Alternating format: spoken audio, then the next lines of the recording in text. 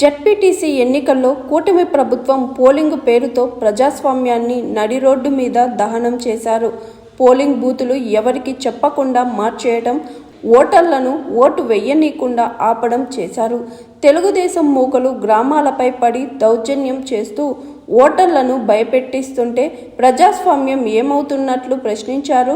మాజీ మంత్రి వైఎస్ఆర్సీపీ సింగనమల ఇన్ఛార్జ్ సాకే శైలజానాథ్. పులివెందుల ఒంటిమిట్ట జెడ్పీటీసీ ఎలక్షన్లు పోలింగ్ జరుగుతూ ఉన్నాయి.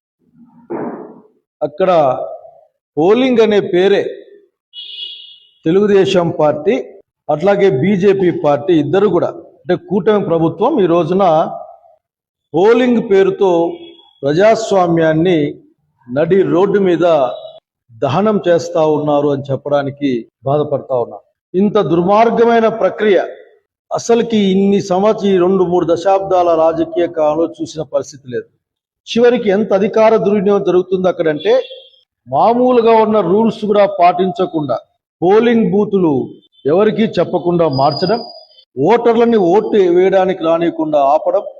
అంతెందుకు ఇంకా గట్టిగా చెప్పాల్సి వస్తే అసలు తెలుగుదేశం పార్టీ ఏం చేయాలనుకుంటుంది ఈ రాష్ట్రాన్ని, ఈ రాష్ట్రంలో ప్రజాస్వామ్యాన్ని అది ఏం చేయాలనుకుంటుందో చెప్పాల్సిన అవసరం ఉంది.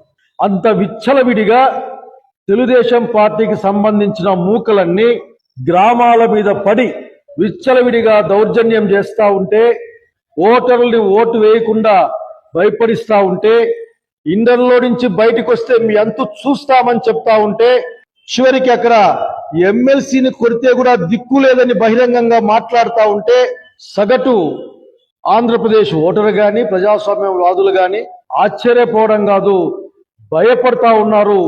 భవిష్యత్తు గురించి ఈ చంద్రబాబు నాయుడు నాయకత్వంలోని ప్రభుత్వం చేతిలో ఆ పార్టీ యొక్క దుర్మార్గాల వలన ఆంధ్రప్రదేశ్ రాష్ట్రంలో ప్రజాస్వామ్యం ఏమవుతుందని భయపడతా ఉన్నారు. ఏజెంట్లను లాగేస్తా ఉన్నారు, ఏజెంట్ ఓటు కూడా వేసుకుంటా ఉన్నారు.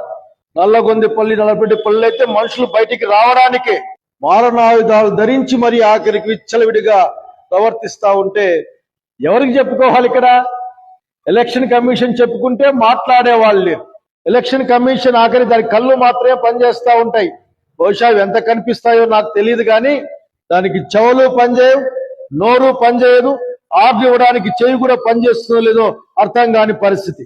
పక్క కాన్స్టిట్యున్సీల నుంచి, వేరే ప్రాంతాల నుంచి, కామలాపురం, జమ్మలమడుగు ప్రాంతాల నుంచి విచ్చలవిడిగా వందలాది వేలాది మంది పరాయి మనుషులు పులివెందుల ఒంటిమిట్ట ప్రాంతాలు, ముఖ్యంగా ప్రత్యేకించి పులివెందుల జెడ్పీటీసీ ప్రాంతంలో ఉన్నారంటే వాళ్ళు ధైర్యంగా చెప్తారు. అసలు ఎంత బాహాటంగా చెప్తా అంటే 6 గంటల నుంచి మేము వేసేసాం, 8 గంటలకు 60% అయిపోయింది.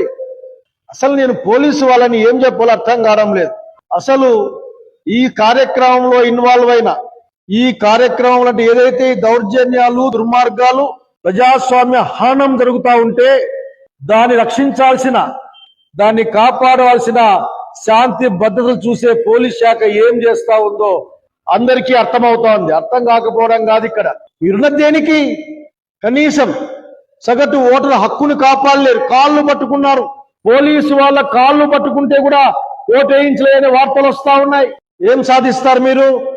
ఫస్ట్ నుంచి ఒకటే మాట చెప్తా ఉన్నాం మీకు, మీరు నేర్పించిన విద్య అందరూ నేర్చుకుంటే కష్టంగా ఉంటుంది. ఎలక్షన్లు అంటే గుంపులు గుంపులుగా మనుషులు పెట్టాలి. బూత్కు 100 మీటర్లలో 100 మంది, ఊరి బయట 100 మంది, ఊర్లో 100 మందిని పెట్టి 300 మంది ప్రతి గ్రామంలో పెట్టి ఎలక్షన్ భయభ్రాంతులు చేసి నడిపించాలి. అవినాష్ రెడ్డి ఎంపీ ఇలాంటి వాళ్ళని కూడా లాక్కెళ్ళాలి. 100-150 మంది కార్యకర్తల్ని అసలు బైండ్ ఎవరో, కేసో పాడో ఏమీ తెలియకుండా ఈ స్టేషన్లో పెట్టుకోవాలి. చివరికి కోర్టు తీర్పు ఇచ్చినా సరే, సూచి ఇచ్చినా సరే వదలకుండా, కారణం చెప్పకుండా మీరుండి మీ పరిస్థితి. చట్టం అపహాస్యం అవుతా ఉంది. ఓటర్లు పోలింగ్ బూత్కు పోతే ఓట్లు ఖచ్చితంగా వైఎస్ఆర్సీపీకి, జగన్ రెడ్డి పార్టీకి ఫ్యాన్ గుర్తుకే ఓటు వేస్తారు.